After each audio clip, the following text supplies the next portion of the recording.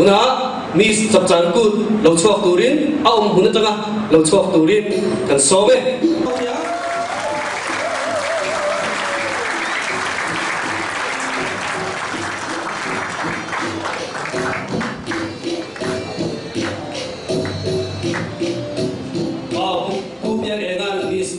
party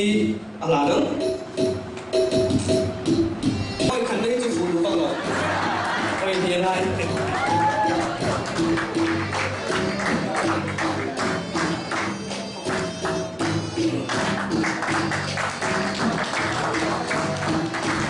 ole ai hi kumin kan mi phan chu alo re maya ke ko ai gun kan ha chawa ka bu ne maya kan mi ko in bu ne maya chuan ai ku le ka ka ko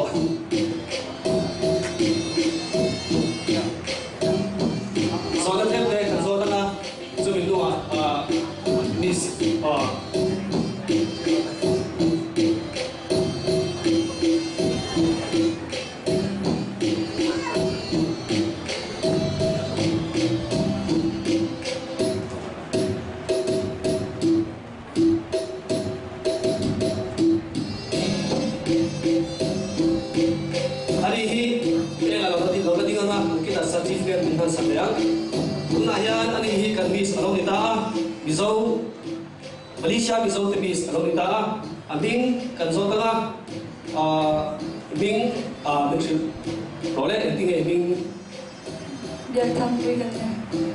dia tangkui ada yang abing tu dijual intinya kan abing reng di kau tadi kau ta dia tangkui kalau dijual kui di pungen yang lah dia ki di pungen dikah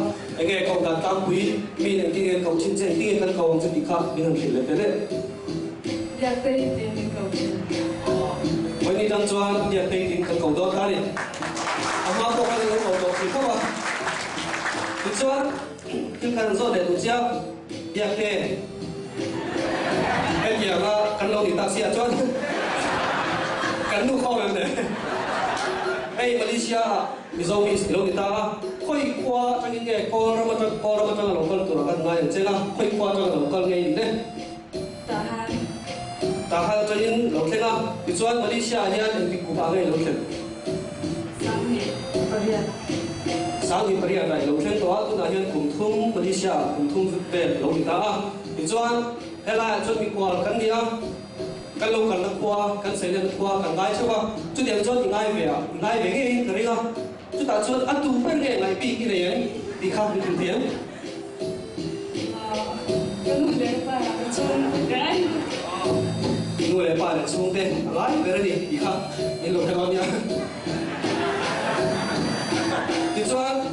thứ có thắt này đây thế này à phải có in các ông ta Malaysia hiện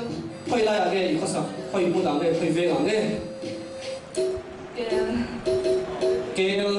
anh ấy có sao chứ cái này một cái bình tăng quan trọng một lúc ở hiện đi thôi ya anh ấy thì cho tôi là hiện cần sao